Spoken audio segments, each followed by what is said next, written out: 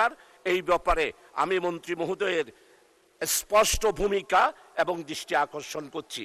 Savar CETP এর আধুনিকায়ন ও lock certification কবে নাগাদ হবে মাননীয় মন্ত্রী, এটা আমাদের সংসদকে অভিহিত করা দরকার। মাননীয় স্পিকার, রপ্তানি নগদ সহায়তা 15% উন্নীত ও গ্যাস বিদ্যুৎ বিলের বিশেষ রেওয়াজ দেওয়া হবে কিনা সেটা আমাদের সংসদকে জানানো দরকার। মাননীয় স্পিকার, অবৈধ চামড়া পাচার রোধে বর্ডার মনিটরিং এর পরিকল্পনা, made in Bangladesh leather branding ও নতুন বাজার ধরার রুটম্যাপ কবে হবে সেটা সংসদকে অভিহিত করা দরকার। উপরোক্ত জনগুরুত্বপূর্ণ বিষয়ে মাননীয় বাণিজ্য মন্ত্রীর দৃষ্টি আকর্ষণ করছি এবং সংসদকে জরুরি ভিত্তিতে এই ব্যাপারে অভিহিত করার আবেদন জানাচ্ছি। বিষয়টি অত্যন্ত জনগুরুত্ব সম্পন্ন, জাতীয় স্বার্থ এবং বৈদেশিক রেমিটেন্স অর্জন করার জন্য, বিদেশি রপ্তানি করে আয় করার জন্য এটা বিশেষ কাজ। মাননীয় স্পিকার, আপনাকে অসংখ্য ধন্যবাদ। মাননীয় বাণিজ্য মন্ত্রী। মাননীয় স্পিকার, আপনাকে ধন্যবাদ। মাননীয় সদস্য, বিরোধী দলের মাননীয় জ্যেষ্ঠ সদস্য জনাব শাহজাহান খান যে বিষয়টির অবতারণা করেছেন, এটির জরুরতা বা জনগুরুত্বের বিষয়ে কারোরই কোনো দ্বিমত নাই। এবং উনার যে পরিসংখ্যানগুলি দিয়েছেন সেই সংখ্যা একটু তারতম্য হলেও বিষয়টি জেনারেলি এডমিটেড একটা ফ্যাক্ট। মাননীয় স্পিকার, আজকে থেকে 15-16 বছর আগে বা 20 বছর আগে হাজারীবাগে ছিল আমাদের ট্যানারিগুলি, কনসেন্ট্রেটেড ছিল। ওই সময়ে কমপ্লায়েন্সের তেমন কোনো ইস্যু ছিল না, বাইরে যারা কিনতো তাদের জন্য স্ট্রিক্ট কমপ্লায়েন্স রিকোয়ারমেন্ট ছিল না।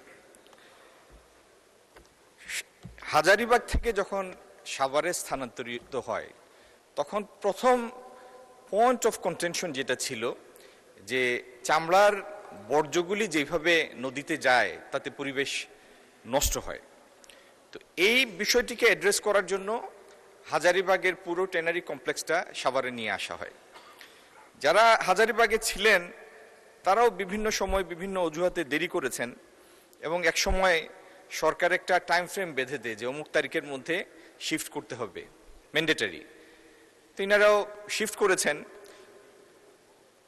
শিফট করার সিদ্ধান্তটা ভালো ছিল মাননীয় স্পিকার, কিন্তু যে উপায়ে শিফটিংটা হয়েছে এই ব্যবস্থাপনাটা ছিল একেবারে পুয়ার। ওইখানে যাওয়ার পরে বেশিরভাগ ট্যানারি দম হারিয়ে ফেলে, তারা নতুনভাবে শুরু করতে পারেনি।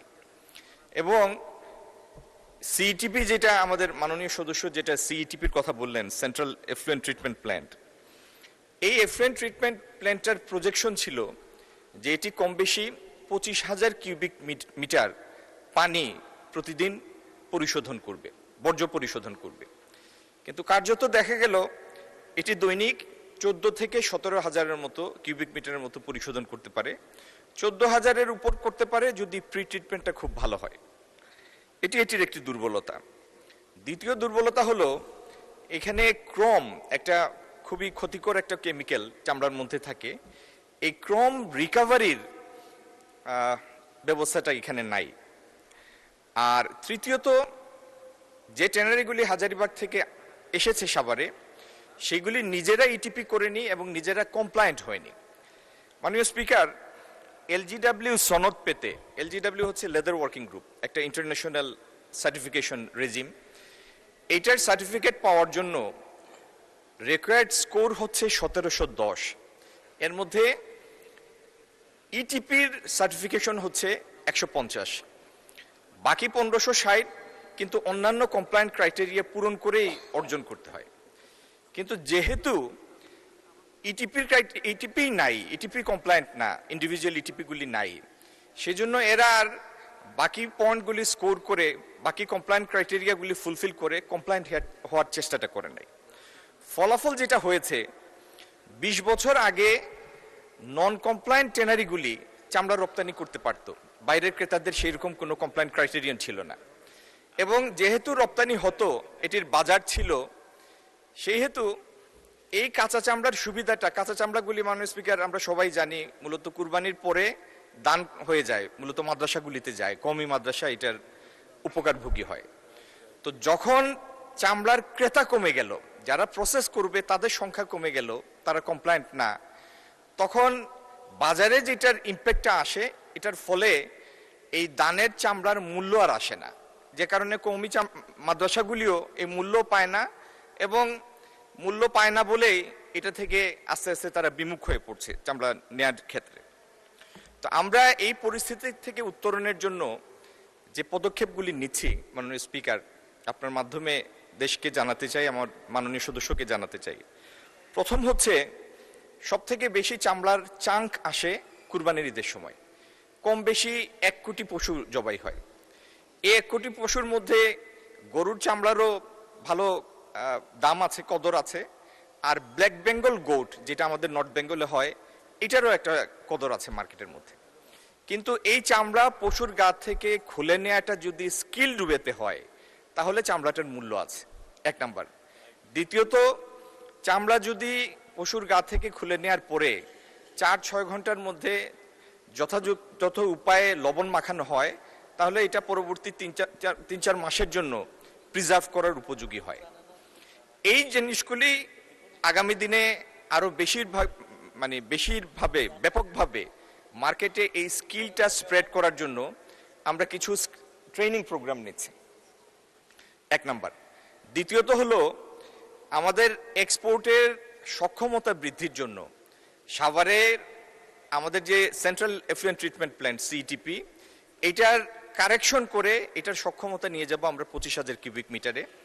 আমরা আরেকটি সিটিপি করে চামড়া প্রথম অবস্থায় পরিশোধন হওয়ার পরে এটা কয়েকটা ধাপ। মাননীয় speaker, I hope you will bear with me for couple of minutes more, bore হবেন না। চামড়ার কয়েকটা ধাপ। প্রথম এটা যায় একটা ধাপে, তারপরে যায় ক্রাস্ট লেদারে, তারপরে যায় ফিনিশড লেদারে। প্রথম ধাপটা হচ্ছে লাইট ব্লু। তো আমাদের 70% কেমিক্যাল যেটা পরিশোধনের দরকার হয় এবং যেটার জন্য ইটিপি, ইন্টেন্স একটা ইটিপি লাগে, সেটি প্রথম অবস্থায় বের হয়ে আসে। তো আমাদের যেটা লক্ষ্য সেটা হচ্ছে পরিশোধনের মেইন ওনার্সটা থাকবে, রেসপন্সিবিলিটিটা থাকবে আমাদের 2টা সেন্ট্রাল ইটিপির উপরে, কিন্তু একটা সার্টেন সাইজের উপরের যতগুলি ট্যানারি, তাদের জন্য আমরা ম্যান্ডেটরি করে দিব তারা ইন্ডিভিজুয়াল ইটিপি করবে, এবং তাদেরকে আমরা টেকনিক্যাল সাপোর্ট দিব, প্রয়োজন বোধে ফিনান্সিয়াল সাপোর্ট দিব। তাদের প্রত্যেকের এই এলজিডব্লিউ সার্টিফিকেশন থাকতে হবে, এটা আমরা ম্যান্ডেটরি করে দেব। যারা আর আর্থিকভাবে যারা সক্ষমতা পুরোপুরি হারিয়ে ফেলেছে, যারা এই সেক্টরে আর পারবে না, তাদেরকেও আমরা ট্রেস করে তাদেরকে আমরা গ্রেসফুল একটা এক্সিট দিব, যাতে পরিস্থিতির শিকার তারা না হয়। এই কাজগুলি করা হয়ে গেলে মাননীয় স্পিকার, চামড়া প্রসেস করার পূর্ণ সক্ষমতাটা আমাদের কাছে ফিরবে, আমাদের ফ্যাক্টরিগুলি ফুললি কমপ্লায়েন্ট হবে, আর চামড়া এবং চামড়াজাত পণ্যের উৎপাদন থেকে আমাদের লক্ষ্য হচ্ছে আগামী দিনে এটাকে একটা 10+ বিলিয়নের এক্সপোর্ট সেক্টরে পরিণত করা। ইনশাল্লাহ সেইটাতে আমরা পৌঁছাবো। ধন্যবাদ মাননীয় স্পিকার। মাননীয় সদস্য শাহজাহান চৌধুরী, আপনি একটা সম্পূরক প্রশ্ন করতে পারেন। মাননীয় স্পিকার, আপনাকে অসংখ্য ধন্যবাদ। আমাদের বিজ্ঞ, আমি ব্যক্তিগতভাবে ওনার সাথে পরিচয় না থাকলেও ওনার সম্পর্কে আমি যতটুকু জেনেছি, উনি বাণিজ্যিক ক্ষেত্রে অত্যন্ত বিজ্ঞ এবং একটা বিশাল অভিজ্ঞতা রয়েছে। তো আমি যেটা প্রশ্ন রাখতে চাই যে এইবারের কুরবানিতে আমাদের টোটাল 96,67,418টি কুরবানি হয়েছে শুধুমাত্র গরু। এরপরে মহিষ হয়েছে প্রায় 23%, আর এটা ছাগল যেটা বলা হয় আমাদের কালো ছাগল, সেটাও প্রায় 27.9% কুরবানি হয়েছে। তো কুরবানির আগেই আমরা দেখেছি প্রত্যেকবার ব্যাংক থেকে চামড়া ব্যবসায়ীদেরকে একটা লোন দেওয়া হতো, এবং গভর্নমেন্ট থেকে লবণও সাপ্লাই দেওয়া হতো, এবং আমরা আমাদের চট্টগ্রামে সবচেয়ে বেশি চামড়ার ব্যবসায়ী, চামড়ার গুদাম সবচেয়ে বেশি আছে যেটা সাভারের আগে। তো আমি মাননীয় মন্ত্রীকে যেটা জিজ্ঞাসা, এখন 31 লাখের বেশি চামড়া মাটিতে পুঁতে ফেলা হয়েছে। মাননীয় মন্ত্রী, আপনি যদি একটু মেহেরবানি করে একটা লোন স্যাংশন করতেন, লবণগুলা যদি একটু ফ্রি দিতেন, তাহলে আমাদের এই ৩১ লাখ চামড়া যেগুলো মাটিতে পুঁতে ফেলা হয়েছে সেখান থেকে কি আমরা উদ্ধার হতে পারতাম না? আপনার মতো এইরকম বিজ্ঞ এবং অভিজ্ঞ এবং বাণিজ্য মন্ত্রণালয় সম্পর্কে আমি যতটুকু জেনেছি আপনি ভালো ভালো পদক্ষেপ নিচ্ছেন, কিন্তু এই কুরবানির আগে ৩১ লাখ এই চামড়াগুলো যদি আমরা বাঁচাতে পারতাম, তাহলে আমাদের বাংলাদেশে চামড়া শিল্পের দেশ ১০ ফেসিবাদের সময় হয়েছে, আমাদের বর্তমান নতুন সরকারের আমলে আমরা একটা উন্নতি লাভ করতে পারতাম না? মাননীয় মন্ত্রীকে আমি জানতে চাই, ৩১ লাখ চামড়া বাঁচানোর ক্ষেত্রে কেন পদক্ষেপ নেওয়া হলো না এবং ঋণ কেন বরাদ্দ হলো না ব্যবসায়ীদের জন্য, আর সরকারিভাবে কেন লবণ বরাদ্দ করা হয় নাই? এটাই আমি মাননীয় মন্ত্রী মহোদয়ের কাছে জানতে চাই। মাননীয় স্পিকার, আপনাকে অসংখ্য ধন্যবাদ। মাননীয় মন্ত্রী। মাননীয় স্পিকার, আশা করি উত্তরের পরে কাঠগড়া থেকে রেহাই দিবেন মাননীয় সদস্য। প্রথম হলো লবণ দেয়া হয়েছে। মাননীয় স্পিকার, আমরা প্রায় ১৭,৬০,০০,০০০ টাকার লবণ বিসিকের মাধ্যমে প্রত্যেকটা জেলা প্রশাসনের কাছে হস্তান্তর করেছি এবং তার আগে আমরা জেলা এবং উপজেলা প্রশাসনের মাধ্যমে প্রতিটি মাদ্রাসার মোহতামিম শিক্ষকদের ডেকে, কিছু সংখ্যক সিলেক্ট বেসিসে শিক্ষক এবং মোহতামিমদের ডেকে প্রশিক্ষণ দিয়েছি। আমরা প্রায় ৮ লক্ষ লিফলেট তাদের কাছে দিয়েছি যে কি উপায়ে চামড়াগুলি সংরক্ষণ করতে হবে।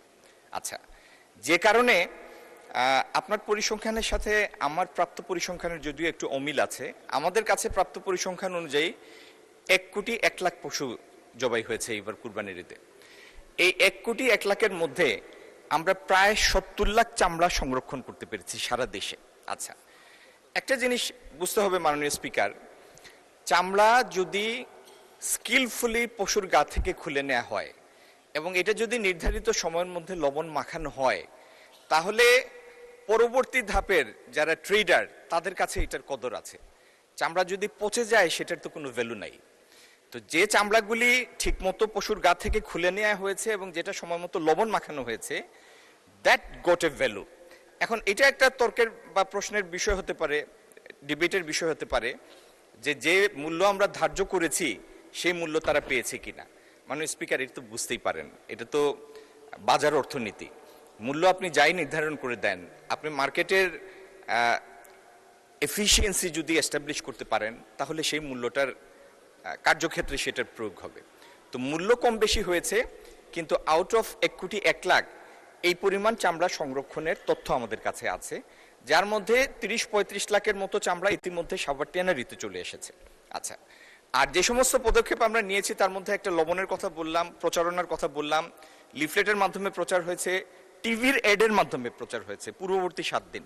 আচ্ছা, তারপরে মাননীয় স্পিকার, আমরা একসাথে সব চামড়া চলে এসে সাভার ইটিভি যেন ওভারলোডেড না হয়ে যায়, সেই জন্য জেলা প্রশাসন এবং স্বরাষ্ট্র মন্ত্রণালয়ের মাধ্যমে কুরবানির ঈদ পরবর্তী ১ সপ্তাহ পর্যন্ত কোনো চামড়াবাহী ট্রাক যেন ঢাকায় আসতে না পারে সেটি কম বেশি আমরা এনশিওর করেছি, যাতে এই সময়ের পরে সংরক্ষিত চামড়াগুলি যদি আসে তাহলে সাভার ট্যানারির উপর অহেতুক বেশি লোড হবে না। এইভাবে মাননীয় স্পিকার আমরা চেষ্টা করেছি চামড়া যদি ধরে রাখা যায়, যেটা ধরে রাখা গিয়েছে, তাহলে যে ট্যানারি আমাদের আছে যতটুকু কমপ্লায়েন্ট না, কিন্তু এগুলি প্রসেস করা সম্ভব এবং সেটা চামড়াজাত পণ্যে রূপান্তরিত করা সম্ভব। আর যে কার্যপদ্ধতির কথা আমরা বললাম, আগামী দিনে এগুলির বাস্তবায়ন হলে ইনশাল্লাহ আপনার এই উদ্বেগও থাকবে না এবং এটির ফলাফল বাংলাদেশ দীর্ঘদিন উপভোগ করবে। ধন্যবাদ মাননীয় স্পিকার। লোনের কথা, মাননীয় স্পিকার, এখন যে পরিস্থিতি এবং কমপ্লায়েন্ট যে কয়টি ট্যানারি কমপ্লায়েন্ট তারা ফিনান্সিয়ালি সলভেন্ট।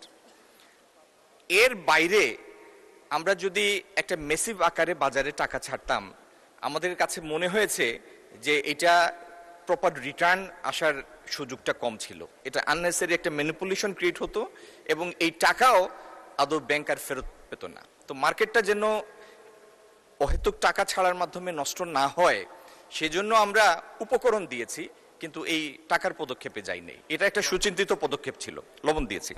ধন্যবাদ মাননীয় স্পিকার। ধন্যবাদ মাননীয় মন্ত্রী। আমি এখন ভোলা 4 আসন থেকে নির্বাচিত মাননীয় সদস্য মোহাম্মদ নুরুল ইসলামকে তার জরুরি জনগুরুত্ব সম্পন্ন বিষয়ে মনোযোগ আকর্ষণের নোটিশ পড়ার জন্য আহ্বান জানাচ্ছি। আসসালামু আলাইকুম। মাননীয় স্পিকার, আপনাকে ধন্যবাদ।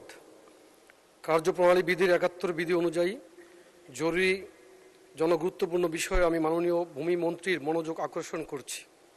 আমার উত্থাপনীয় বিষয় প্রকৃত ভূমিহীন ও দরিদ্রদের মধ্যে খাস জমি বন্দোবস্ত প্রদান প্রসঙ্গে। বাংলাদেশের সরকারি হিসাব অনুযায়ী মোট খাস জমির পরিমাণ 38,53,794 একর। এর মধ্যে খাস জমি প্রায় 20,71,000 একর এবং নদ, খাল ও জলাশয় সহ অকৃষি খাস জমির পরিমাণ 17,81,000 একরের বেশি। বিভিন্ন গবেষণায় দেখা গেছে প্রকৃত খাস জমির পরিমাণ এর চেয়েও অনেক বেশি হতে পারে, যার একটি উল্লেখযোগ্য অংশ প্রভাবশালীদের দখলে। ভূমি মন্ত্রণালয়ের তথ্য অনুযায়ী এই জমির একটি বড় অংশ প্রায় 4,84,000 একর কৃষিকাজের উপযোগী।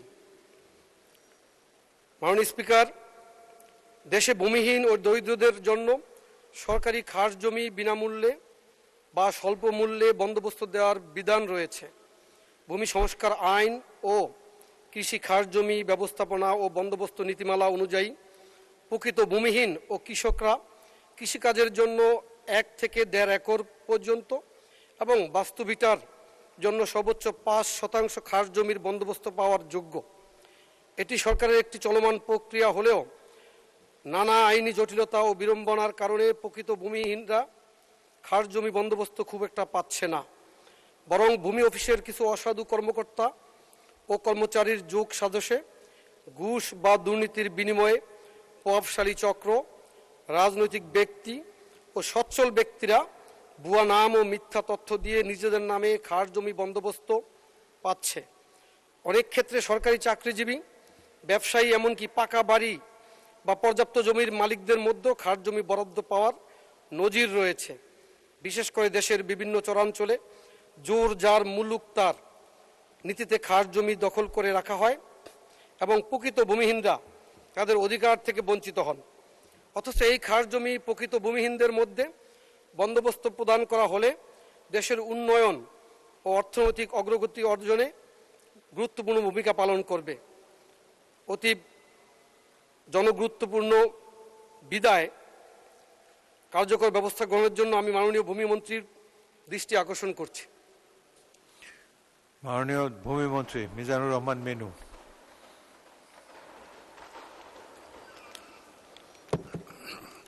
মাননীয় স্পিকার, আপনাকে অনেক ধন্যবাদ। আমাদের অত্যন্ত প্রিয় মাননীয় সংসদ সদস্য নুরুল ইসলাম সাহেব যে বিষয়টি উত্থাপন করেছেন, সারা বাংলাদেশের 350 জন মাননীয় সংসদ সদস্যের এটা প্রাণের কথা। প্রত্যেক এলাকায় এই সমস্যায় জর্জরিত। তারপর আমাদের চেষ্টা আছে বাংলাদেশের অবৈধ দখলকৃত খাস জমি সংশ্লিষ্ট জেলা প্রশাসকের মাধ্যমে চিহ্নিত করা হয়। অবৈধ দখল মুক্তকরণের লক্ষ্যে এই সংক্রান্ত একটি আইন আছে, the government and local authority land and buildings. মাননীয় স্পিকার, ভূমি অপরাধ প্রতিরোধ ও প্রতিকার আইন 2023 এবং ভূমি অপরাধ প্রতিরোধ ও প্রতিকার বিধিমালা 2024 প্রয়োগের মাধ্যমে অবৈধ দখলমুক্ত কার্যক্রম পরিচালনা করা হয়। বর্তমান সরকার দায়িত্ব গ্রহণের পর মাননীয় প্রধানমন্ত্রী 180 দিনের অগ্রাধিকার পরিকল্পনার মধ্যে দীর্ঘমেয়াদী পরিকল্পনায় এই সংক্রান্ত কার্যক্রম অন্তর্ভুক্ত করা হয়েছে। ভূমি মন্ত্রণালয় হইতে খাস জমি চিহ্নিতকরণ, অবৈধ দখলমুক্ত ও রক্ষণাবেক্ষণের জন্য প্রাপ্ত বরাদ্দ সকল জেলা প্রশাসকের অনুকূলে বরাদ্দ প্রদান সহ এই সংক্রান্ত নির্দেশনা প্রদান করা হয়েছে। মাননীয় স্পিকার, কৃষি খাস জমি বন্দোবস্ত প্রদান একটি চলমান প্রক্রিয়া। কৃষি খাস জমি ব্যবস্থাপনা ও বন্দোবস্ত নীতিমালা 1997 অনুযায়ী প্রকৃত ভূমিহীনদের মাঝে কৃষি জমি বন্দোবস্ত প্রদান করা হয়ে থাকে। এরপর মাননীয় স্পিকার, আমি এই মহান সংসদের মাননীয় 350 জন সংসদ সদস্য তাদের প্রত্যেকে আমি ভূমি মন্ত্রী হিসাবেই সমসম্মান দিয়ে থাকি। আমি জানি যে নিজ নিজ এলাকায় দীর্ঘদিনের এই সংক্রান্ত বিষয়গুলি জনমনে কখনোই শুভ লক্ষণ নয়। সেই জন্য কার্যকরী নিজেদের এলাকায় বিচরণ করে অফিসগুলি তদারকি করে কার্যকরী পদক্ষেপ নেওয়ার জন্য ভূমি মন্ত্রণালয়কে লিখলে আমরা ইতিমধ্যে আইন অনুযায়ী অনেক ব্যবস্থা নিয়েছি। সামনের দিনে সরকারের স্বচ্ছতা সুনির্দিষ্ট করার জন্য আমরা সকল ব্যবস্থা গ্রহণ করব। মাননীয় স্পিকার, আপনাকে অনেক ধন্যবাদ। ধন্যবাদ মাননীয় মন্ত্রী। মাননীয় সদস্য মোহাম্মদ নুরুল ইসলাম, আপনি একটি সম্পূরক প্রশ্ন করতে পারেন। মাননীয় স্পিকার, আপনাকে ধন্যবাদ। মাননীয় স্পিকার, আপনি জানেন আমার নির্বাচনী আসন ভোলা 4 চরপেশন মনপুরা। এখানে আপনার নির্বাচনী আসনের পাশেই এই আসনটি। গত 16 বছরের ফেসিবাদী নির্যাতন এবং বঞ্চনার বাহিরে নয় এই অঞ্চল। এখানে সাধারণ মানুষের পাশাপাশি রাজনৈতিক নেতাকর্মীদের পাশাপাশি ভূমিহীনরা, বিশেষ করে নদী গর্ভে বিলীন হয়ে যাওয়া বাস্তুহারা মানুষগুলো বেড়িবাঁধের পাশে বসবাস করছে। আর যে শত শত একর খাস জমি রয়েছে চরপেশন মনপুরায়, এই জমিগুলো রাজনৈতিক নেতৃবৃন্দ, বিত্তশালী এবং প্রভাবশালী যারা রয়েছে অভূমিহীন ব্যক্তিরা ভূমি অফিসের বিভিন্ন অসাধু কর্মকর্তাদের যোগ সাজসে অফিস থেকে ভূমিহীন সনদ নিয়ে নিজেদের নামে তারা বন্দোবস্ত নিয়েছে। সামান্য কিছু ভূমিহীন কৃষক বা জেলে তারা হয়তো ভূমি পেয়েছে, কিন্তু কেউ কেউ হয়তো তাদের জায়গার দখল নিতে পেরেছে, অনেকেই নিতে পারেনি। আবার যারা নিয়েছে তাদেরকেও উৎখাত করা হয়েছিল। আমার প্রশ্ন হচ্ছে, মাননীয় ভূমিমন্ত্রী, চরপেশন মনপুরায় ভূমিহীনদের মাঝে খাস জমি বিতরণের জন্য ডিজিটাল ডাটাবেস কোনো তালিকার মাধ্যমে এই ভূমিহীনদেরকে ভূমি বিতরণের পরিকল্পনা রয়েছে কিনা আপনার? মাননীয় স্পিকার, আপনাকে ধন্যবাদ। ধন্যবাদ মাননীয় সদস্য। মাননীয় মন্ত্রী। মাননীয় স্পিকার, আমার অত্যন্ত প্রিয় মাননীয় সংসদ সদস্য মোহাম্মদ নুরুল ইসলাম আমাদের খুব আইকন লিডার, যুব সমাজের মধ্যমণি, অনেক প্রতিবাদী ফ্যাসিস্ট স্বৈরাচারী সরকারের সময় সারা দেশব্যাপী জনগণের পক্ষে এসেছিল। আমাদের মাননীয় প্রিয় নেতা, সংসদ নেতার অত্যন্ত স্নেহভাজন। তার অভিযোগটি সম্পূর্ণই সঠিক। আর আমার খুব স্বপ্ন ছিল যে একজন বীর সন্তানের পবিত্র মাটি যাওয়ার, যিনি আমাদের দেশের, আমাদের প্রিয় নেতা শহীদ রাষ্ট্রপতি জিয়া রহমানের পর মহান মুক্তিযুদ্ধের সর্বোচ্চ ভূমিকা রেখেছেন। মাননীয় স্পিকার, আপনার বাবা জাতির খুব গৌরবান্বিত নেতা, আমার খুব প্রিয় নেতা, আমাদের এই অঞ্চলের জন্য শেরে বাংলা একে ফজলুল হক। আমার খুব ইচ্ছা আছে সেখানে যাওয়ার।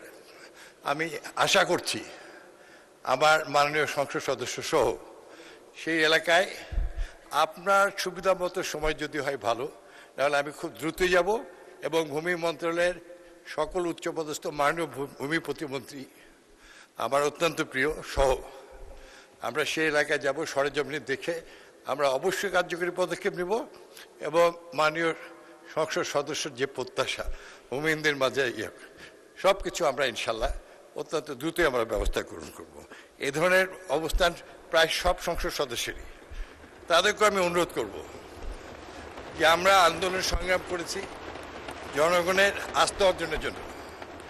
মাননীয় প্রধানমন্ত্রীর নির্দেশ আছে, আপনারা আরও সক্রিয় হন এবং আমাদের কাছে আসেন। আমরা অবশ্যই সমস্ত দুর্নীতি উচ্ছেদ করে একটি স্বচ্ছতা জনগণের মাঝে আমরা উপহার দিতে পারবো। মাননীয় স্পিকার, আপনাকে অনেক অনেক ধন্যবাদ। ধন্যবাদ মাননীয় মন্ত্রী।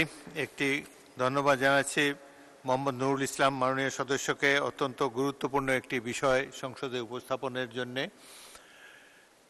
ভোলা একটি দ্বীপাঞ্চল, এখানে অনেক খাস জমি এখনও রয়েছে, প্রতিনিয়ত চর জেগে ওঠে।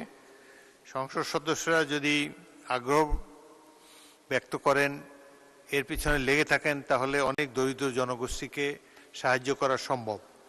বিএনপির বিগত সরকার 2001 থেকে 2006 সরকারের আমলে আমার নির্বাচনী এলাকায় ভোলা 3-এ 20,000 ভূমিহীন কৃষককে জমি দেওয়া হয়েছিল। বেগম খালেদা জিয়া মাননীয় প্রধানমন্ত্রী তিনি নিজেই এর একটা বড় অংশ নিজের হাতে দলিল দিয়েছেন তজিমুদ্দিন স্টেডিয়ামে, এবং এই 20,000 লোক আজীবন উপকৃত হবে। সুতরাং অন্যান্য এই ধরনের যেখানে খাস জমি আছে, অনেক এলাকাতেই আছে, যদি সংসদ সদস্যগণ আগ্রহ প্রকাশ করেন, সরকারের একটি যুগান্তকারী কার্যক্রম হবে ভূমিহীনদের মধ্যে জমি বিতরণ করা। আর আপনি ভোলায় যেতে চেয়েছেন, ইউ আর মোস্ট ওয়েলকাম। ইনশাল্লাহ একটা সঠিক সময় যদি সময় পারমিট করে আমিও নিশ্চয়ই যাওয়ার চেষ্টা করব। ধন্যবাদ মাননীয় মন্ত্রী।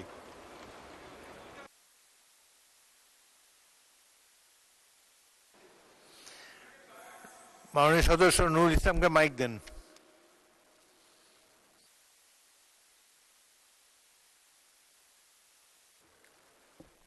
মাননীয় স্পিকার, আপনাকে ধন্যবাদ। আমাদের প্রিয় নেতা ভূমিমন্ত্রী মিজানুর রহমান মিনু সাহেবকে আমরা যদিও মিনু ভাই ডাকি, আমাদের অনেক স্নেহ করেন। আপনাকে ভোলায় আমি আনুষ্ঠানিকভাবে আমন্ত্রণ জানাচ্ছি। সাথে সাথে আপনি যে ভূমি প্রতিমন্ত্রীর কথা বলেছেন, আরও যারা যারা আগ্রহী প্রত্যেককে আমি ভোলায় আমন্ত্রণ জানাচ্ছি। আশা করি মাননীয় স্পিকার সহ আমরা সেই অনুষ্ঠানে যোগদান করতে পারবো ইনশাল্লাহ। সকলকে ধন্যবাদ। আসসালামু আলাইকুম। মাননীয় ভূমিমন্ত্রী।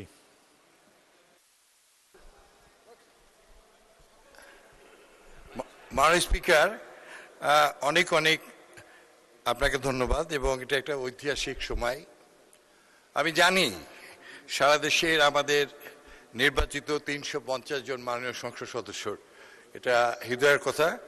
আর মাননীয় সাবেক প্রধানমন্ত্রী, আমাদের মাটি মানুষের নেত্রী, প্রধানমন্ত্রী সাবেক, আমাদের মা যে দৃষ্টান্ত স্থাপন করেছেন, আমাদের প্রত্যাশা থাকলো আপনি সহ উপযুক্ত স্থানে যে মাননীয় সংসদ নেতা, মাননীয় প্রধানমন্ত্রী সহ আমি চেষ্টা করব এই ধরনেরই আরেকটি যুগান্তকারী উদ্যোগ যা ইতিহাসের পাতায় লিপিবদ্ধ থাকে। মাননীয় স্পিকার, আপনাকে অনেক ধন্যবাদ। ধন্যবাদ মাননীয় মন্ত্রী। জনাব আখতার হোসেন মাননীয় সদস্য কিছু বলতে চান? আখতার হোসেন সাহেবকে মাইক দেন। মাননীয় স্পিকার, আপনাকে ধন্যবাদ। মাননীয় স্পিকার, এই দেশে সরকারি দলের যেমন সমাবেশ করার অধিকার আছে, বিরোধী দলের এই একই ধরনের সমাবেশ করার অধিকার আছে, এবং সেই অধিকারের জায়গা থেকেই জুলাই মাসকে কেন্দ্র করে জাতীয় নাগরিক পার্টি এনসিপি আমরা সারা দেশব্যাপী জুলাই পদযাত্রার কর্মসূচি ঘোষণা করেছি। গতকাল আমাদের উদ্বোধনী সেশন ছিল। গতকাল রাতের বেলা আমাদের মাননীয় বিরোধী দলীয় চিফ হুইপ জনাব নাহিদ ইসলাম এমপি, আমি সহ আমাদের কেন্দ্রীয় নেতৃবৃন্দ আমরা সাভারে গিয়েছিলাম, একটা সমাবেশে উপস্থিত হয়েছিলাম। অত্যন্ত দুর্ভাগ্যের বিষয়ে আমরা স্টেজে ওঠার আগেই সেখানে বিদ্যুতের লাইন কেটে দেওয়া হয়, সেখানে বিদ্যুৎ আর থাকে না। আমরা বিদ্যুতের জন্য যোগাযোগ করেছিলাম, কিন্তু কোনোভাবেই যোগাযোগ করে আমরা সমর্থ হয়ে উঠতে পারি নাই। এবং সেখানে যখন বক্তব্য চলছিল, হঠাৎই সেই সমাবেশে যারা শ্রোতারা আছেন তাদের মাঝখানে সেখানে একটা বিস্ফোরণ ঘটানো হয়, ভয়াবহ বিস্ফোরণ, এবং সেই বিস্ফোরণে অনেকেই হতাহত হন, রক্তাক্ত হন, সেখানে রক্ত ছড়িয়ে পড়ে এবং তারপরে সেখানে ধোঁয়া উঠে যায় এবং আমাদের ওখানে যারা শ্রোতারা ছিলেন তারা ছত্রভঙ্গ হয়ে পড়েন। আমরা সমাবেশ সংক্ষিপ্ত করে আমরা থানায় গিয়েছিলাম।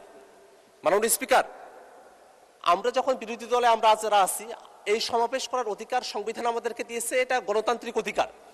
সেই সমাবেশের সময়টাতে কেন বিদ্যুৎ থাকবে না, বিদ্যুৎ কেন নিয়ে যাওয়া হলো, সেই বিষয়টাতে আমরা সরকারি দলের কাছে আমরা একটা জবাব দিতে চাই মাননীয় স্পিকার।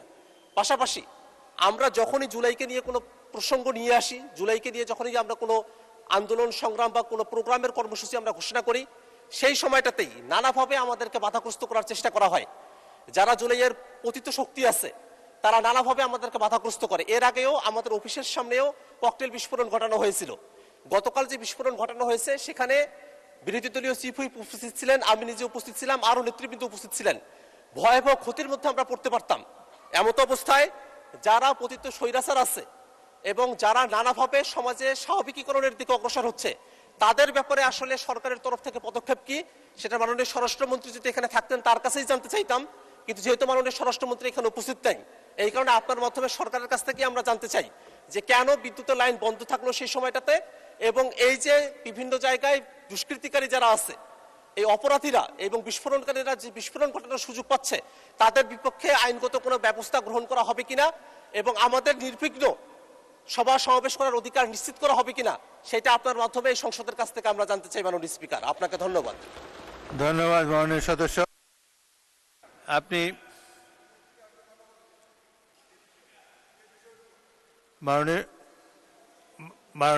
মাননীয় সদস্য আক্তার হোসেন, আপনি এই ব্যাপারে একটা নোটিশ দেবেন। আর এখানে কোনো বিতর্কের অবকলন করার প্রয়োজন নাই। আইনমন্ত্রী দাঁড়িয়েছেন, আইনমন্ত্রী কিছু বলতে চান? এটা তো স্বরাষ্ট্রমন্ত্রীর বিষয়, উনি দেশে নাই। আইনমন্ত্রী বলতে চান? আচ্ছা বলুন। স্বরাষ্ট্রমন্ত্রী নাই, আপনি কিভাবে বলবেন? আইন তো ভালোই আছে। মাননীয় স্পিকার, আপনাকে ধন্যবাদ। স্বরাষ্ট্রমন্ত্রী উপস্থিত নাই, ওনার পক্ষেই আমি কিছু কথা বলতে চাচ্ছি। মাননীয় স্পিকার, আমাদের মাননীয় সংসদ সদস্য আক্তার হোসেন যে বিষয়টার অবতারণা করেছেন, নিশ্চিতভাবেই সেটা অত্যন্ত গুরুত্ব সহকারে আমরা দেখছি।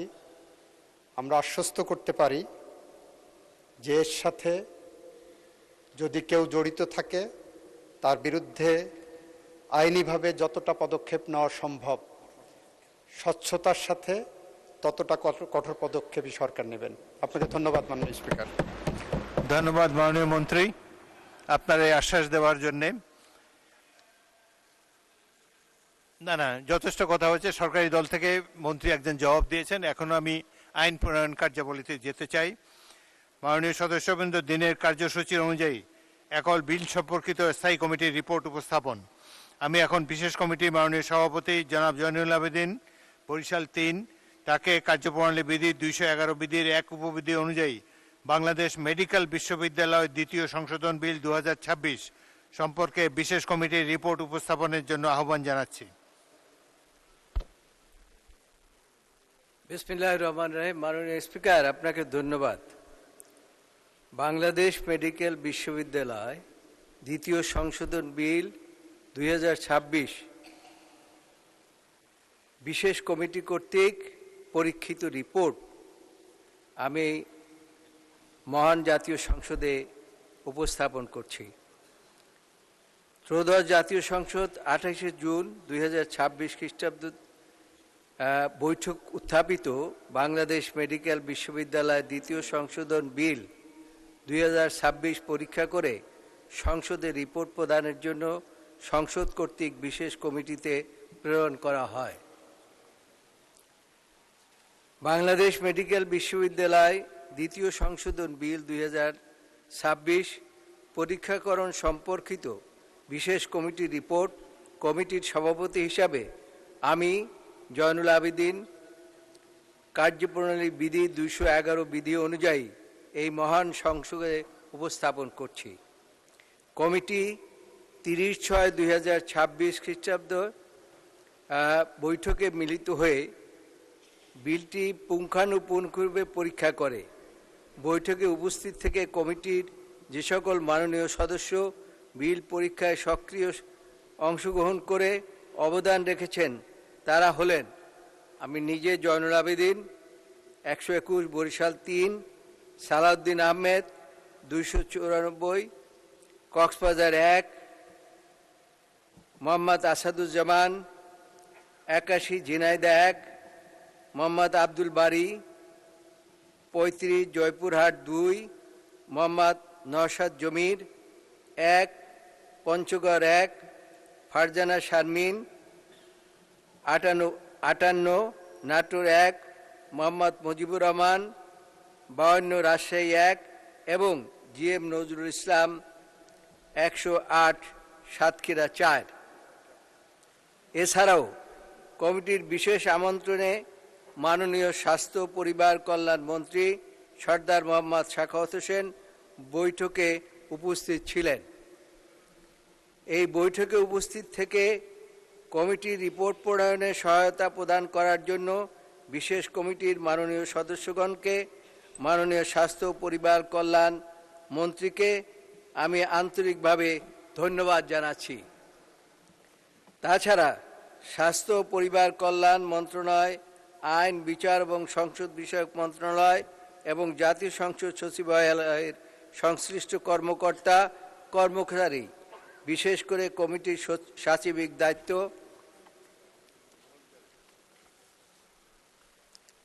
পালনকারী কমিটির সচিব, লেজিসলেটিভ ড্রাফটিং ইউনিটের যে সকল কর্মকর্তা কর্মচারী বিলটি পরীক্ষা কাজে এই রিপোর্ট প্রণয়নে কমিটিকে সহায়তা প্রদান করেছেন, এই কমিটির পক্ষ থেকে আমি তাদেরকে আন্তরিকভাবে ধন্যবাদ জানাচ্ছি।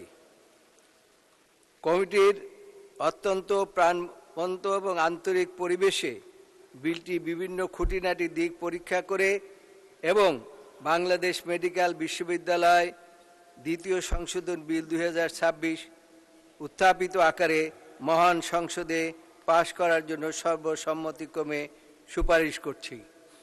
ধন্যবাদ মাননীয় সদস্য। বিলটি রিপোর্টটি সংসদে উপস্থাপিত হলো। মাননীয় বিরোধী দলের নেতা কিছু বলতে চাচ্ছিলেন নাকি আপনার হয়ে রফিকুল ইসলাম সাহেব বলবে? বিরোধী দলের নেতা বলতে চান নাকি না? আগে বিরোধী দলের নেতাটা শুনি। রিপোর্ট উপস্থাপিত হয়ে গেছে, বিরোধী দলের নেতাটা শুনি, তারপরে আপনি পয়েন্ট অফ অর্ডার থাকলে দাঁড়াতে পারেন। মাননীয় স্পিকার, আপনাকে ধন্যবাদ। কার্যত দেশে একমাত্র টারশিয়ারি লেভেল হসপিটাল ছিল, যেটাকে আগে আমরা পিজি হসপিটাল বলতাম। পরবর্তী পর্যায়ে এটাকে বিশ্ববিদ্যালয়ে রূপান্তরিত করা হয়েছে এবং এই সংসদী নামের একটা অ্যামেন্ডমেন্ট করেছে। বর্তমানে এটা বাংলাদেশ মেডিকেল বিশ্ববিদ্যালয় নামে পরিচিত। এটি একটি অলাভজনক প্রতিষ্ঠান। স্বাস্থ্যসেবা পাওয়া জনগণের মৌলিক অধিকার এবং সারা দেশে কার্যত এখনো একটি, যদি আরও অনেকগুলা মেডিকেল বিশ্ববিদ্যালয় হয়েছে, তার কিছু একাডেমিক কার্যক্রম চলছে, কিন্তু স্বাস্থ্যসেবার কার্যক্রম সেরকম প্রতিষ্ঠিত হয়নি। এই অবস্থায় এটাকে যদি আমরা লাভজনক এবং অলাভজনক, এখানে বলা হয়েছে প্রফিট নন প্রফিট কনসার্ন, কিছু শেয়ারিং এখানে করা, যেখান থেকে ইনকাম জেনারেট করে এইটার প্রয়োজনেই ব্যবহার করা। যাদের এবিলিটি আছে তারা টারশিয়ারি লেভেল কিছু প্রাইভেট প্রতিষ্ঠান আছে, ওখানে চিকিৎসা নেয়। আরও যাদের বেশি আছে তারা দেশের বাইরে চলে যায়, কিন্তু যাদের নাই তাদের ঠিকানা এটা। এখন যখন এখানে কেউ ইনভেস্ট করবে এবং এখান থেকে প্রফিট জেনারেট করার ইচ্ছা থাকবে, স্বাভাবিকভাবেই চিকিৎসা ব্যয়টা বেড়ে যাবে। এই সংসদে এই সেশনেই আমরা বাজেট পাশ করার সময় জনগণের চিকিৎসা ব্যয়, পকেট মানি যাতে আরও কমানো যায়, এই জন্য অনেকগুলা পদক্ষেপ এখানে নেওয়া হয়েছে, যেটাকে আমরা সবাই সমর্থন করেছি। কিন্তু এর সেন্সটা হচ্ছে এর বিপরীত। এখন যে বিলটা আসতেছে, এখানে কিন্তু চিকিৎসা ব্যয় বেড়ে যাওয়ার আশঙ্কা আছে। 2 নম্বর হলো, যদি এই ধরনের কোনো কোম্পানি এখানে শেয়ার করতে আসে, তাহলে আগামীতে কোনো ধরনের আনহেলদি কম্পিটিশনের পটেনশিয়াল রিস্ক আমরা উড়াই দিতে পারি না। কার্যত এর মাধ্যমে জনগণের প্রাপ্তির চাইতে একটা গোষ্ঠীর প্রাপ্তি বেশি হয়ে যাওয়ার আশঙ্কা আছে। মাননীয় বিরোধী দলের নেতা, আপনি একজন খ্যাতিমান চিকিৎসক, এই বিষয়ে নিশ্চয়ই অনেক কিছু জানেন, অনেকের চেয়ে বেশি। বিলটি কেবলমাত্র উপস্থাপিত হয়েছে, পরে যখন বিবেচনার জন্য আসবে আপনাকে দীর্ঘ সময় দেওয়া হবে, তখন Thank you. পুঙ্খানুপুঙ্খ Thank you so বিশ্লেষণ করে much. নেবেন। ধন্যবাদ। Thank you. জনাব রফিকুল ইসলাম, আপনি কি পয়েন্ট অফ অর্ডারে দাঁড়িয়েছেন? জি বলুন, মাইক মাননীয় দেন। স্পিকার, আপনাকে ধন্যবাদ। আমাদের বিশেষ কমিটির মাননীয় সভাপতি এই বিলটা এখানে উত্থাপন করেছেন এবং এই কমিটির আমি একজন সদস্য, কিন্তু আমার নাম উপস্থিত অনুপস্থিত কোনোটার মধ্যেই নাই। আপনি কি উপস্থিত ছিলেন? না, আমি উপস্থিত ছিলাম না।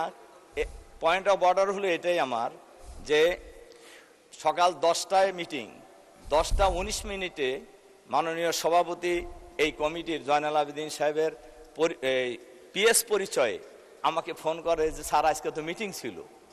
তা আমি বললাম যে কিসের মিটিং? তো বলে যে বিশেষ কমিটির মিটিং। বললাম আমি তো আগের থেকে জানি না, আপনাকে মেসেজ দেওয়া হয়েছে। তো আমি পরে দেখলাম যে মেসেজ কখন দিছে, মেসেজ দিয়েছে 9টা 19। তো এরকম একটি গুরুত্বপূর্ণ কমিটির মিটিংয়ের খবর কি মেসেজে হয়? তাও আবার 9টা 19 10টায় হলো মিটিং। তো আসলে আমার পক্ষে তো প্র্যাকটিক্যালি উপস্থিত হওয়া সম্ভব হয় নাই। তা আমি মাননীয় এই কমিটির সভাপতির কাছে জানতে চাই যে আমাকে খবর দেওয়া হলো না কেন যথাসময়ে? বসুন। আমি যে কারণে আমি উপস্থিত হতে পারলাম না। মাননীয় সদস্য, দয়া করে বসুন। আমি এই কমিটির যিনি সভাপতি, তাকে ভবিষ্যতে এই ধরনের ব্যাপারে যাতে প্রত্যেক সদস্যকে যথেষ্ট সময় দিয়ে নোটিফাই করা হয়, সে ব্যাপারে যত্নবান হওয়ার জন্য অনুরোধ জানাবো। আপনি সরাসরি তার সাথে আলাপ করতে পারতেন, সংসদেও মানে বাইরেও একটা কীরকম ধারণা হবে যে একটা মিটিংয়ে নোটিশ দেওয়া হয় না। তো আপনি সরাসরি তার কাছ থেকে জানতে চান। যাই হোক, ভুলভ্রান্তি হতে পারে, ভবিষ্যতে যাতে না হয় এই ব্যাপারে বিশেষ কমিটির সভাপতিকে আমি অনুরোধ জানাচ্ছি। পরবর্তীতে তারা নিশ্চয়ই কেয়ারফুল থাকবেন। ধন্যবাদ।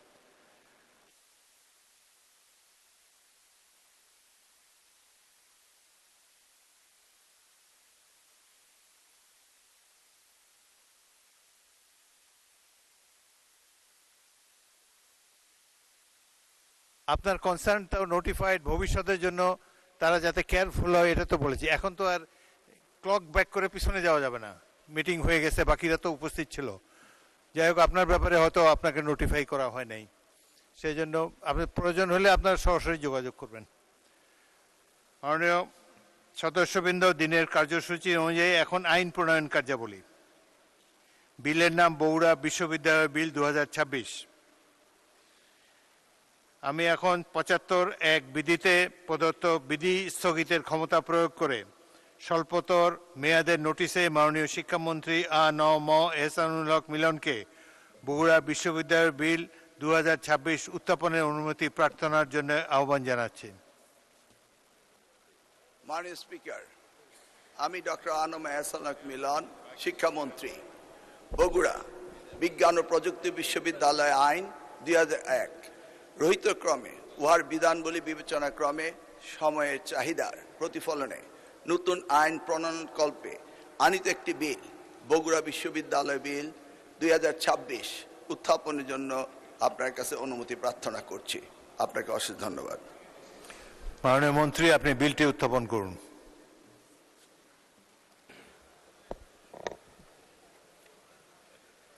আমি ডক্টর আনম এহসানুল হক মিলন, শিক্ষামন্ত্রী, বগুড়া বিজ্ঞান ও প্রযুক্তি বিশ্ববিদ্যালয় আইন 2001 রহিত ক্রমে উহার বিধানাবলী বিবেচনা ক্রমে সময়ের চাহিদার প্রতিফলনে নতুন আইন প্রণয়নকল্পে আনিত একটি বিল, বগুড়া বিশ্ববিদ্যালয় বিল 2026 উত্থাপন করিলাম।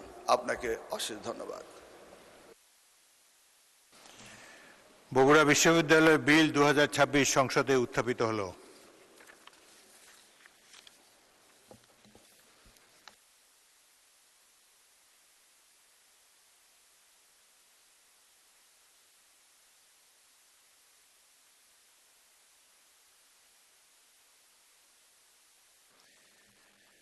আমি এখন ৭৭ বিধিতে প্রদত্ত বিধি স্থগিতের ক্ষমতা প্রয়োগ করে মাননীয় শিক্ষা প্রতিমন্ত্রী আ.ন.ম এহসানুল হক মিলনকে বগুড়া বিশ্ববিদ্যালয় বিল ২০২৬ সম্পর্কে পরীক্ষাপূর্বক রিপোর্ট প্রদানের জন্য আইন বিচার ও সংসদ বিষয়ক মন্ত্রণালয় কমিটিতে সম্পর্কিত স্থায়ী কমিটিতে প্রেরণের প্রস্তাব উপস্থাপনের আহ্বান জানাচ্ছি।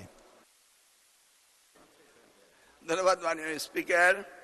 আমি ডক্টর আ.ন.ম এহসানুল হক মিলন শিক্ষামন্ত্রী প্রস্তাব করছি যে বগুড়া বিশ্ববিদ্যালয় বিল ২০২৬ পরীক্ষামূলক রিপোর্ট প্রদানের জন্য আইন বিচার ও সংসদ বিষয়ক মন্ত্রণালয় সম্পর্কিত স্থায়ী কমিটিতে প্রেরণ করছি এবং সেই সাথে 3 দিন কার্যদিবসের মধ্যে সম্পাদন করার জন্য অনুরোধ করছি। মাননীয় স্পিকার, আপনাকে অশেষ ধন্যবাদ। সংসদের সামনে প্রশ্ন হচ্ছে, বগুড়া বিশ্ববিদ্যালয় বিল ২০২৬ পরীক্ষাপূর্বক 3 বৈঠক দিবসের মধ্যে সংসদের রিপোর্ট প্রদানের জন্য আইন বিচার ও সংসদ বিষয়ক মন্ত্রণালয় সম্পর্কিত স্থায়ী কমিটিতে প্রেরণ করা হোক। যারা এই প্রস্তাবের পক্ষে আছেন তারা হ্যাঁ বলুন, যারা এই প্রস্তাবের বিপক্ষে আছেন তারা না বলুন। আমার মনে হয় হ্যাঁ জয়যুক্ত হয়েছে, হ্যাঁ জয়যুক্ত হয়েছে, হ্যাঁ জয়যুক্ত হয়েছে। অতএব বিলটি আইন বিচার ও সংসদ বিষয়ক মন্ত্রণালয় সম্পর্কিত স্থায়ী কমিটিতে প্রেরিত হলো।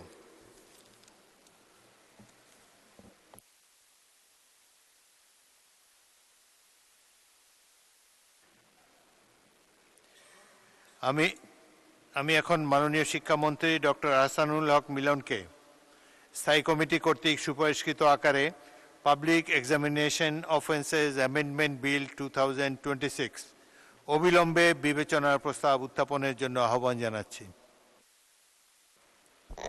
মাননীয় স্পিকার, আপনাকে ধন্যবাদ। আমি ডক্টর আ.ন.ম এহসানুল হক মিলন শিক্ষামন্ত্রী প্রস্তাব করছি যে the public examination offences act 1980 এর অধিকতর সংশোধন কল্পে আনিত বিলটি public examination offences amendment bill 2026 স্থায়ী কমিটি কর্তৃক সুপারিশকৃত আকারে অবিলম্বে বিবেচনার জন্য গ্রহণ করা হোক। আপনাকে অশেষ ধন্যবাদ। ঠিক আছে, সবাইকে অনেক সময়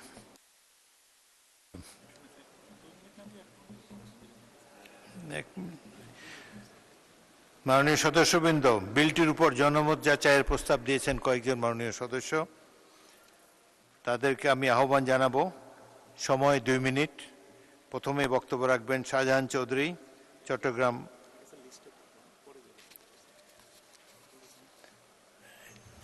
আমি একটু পেছনে যাচ্ছি। মাননীয় সদস্যবৃন্দ, এই বিলটির উপর জনমত যাচাইয়ের প্রস্তাব দিয়েছেন নিম্নলিখিত সদস্যবৃন্দ: জনাব শাহজাহান চৌধুরী, চট্টগ্রাম 15, জি.এম. নজরুল ইসলাম, সাতক্ষীরা 4, রুমিন ফারহানা, ব্রাহ্মণবাড়িয়া 2, মোহাম্মদ আব্দুল গফুর, কুষ্টিয়া 2, শেখ মুজিবুর রহমান ইকবাল, কিশোরগঞ্জ 5, মোহাম্মদ কামরুল হাসান, ময়মনসিংহ 6, আব্দুল আলিম, বাগেরহাট 4, আমির হামজা, কুষ্টিয়া 3, মোহাম্মদ আলী আসগর, পাবনা 3, আল ফারুক আব্দুল লতিফ, নীলফামারী 2, মোহাম্মদ রাশেদুল ইসলাম রাশেদ, শেরপুর 1, মোহাম্মদ আফজাল হোসেন, কুষ্টিয়া 4, মোহাম্মদ জহিরুল ইসলাম, চট্টগ্রাম 16, মোহাম্মদ আব্দুল সত্তার, নীলফামারী 1, মোহাম্মদ রুহুল আমিন, চুয়াডাঙ্গা 2, মোহাম্মদ মাসুদ পারভেজ, চুয়াডাঙ্গা 1 এবং মাসুম মুস্তফা, নেত্রকোনা 5।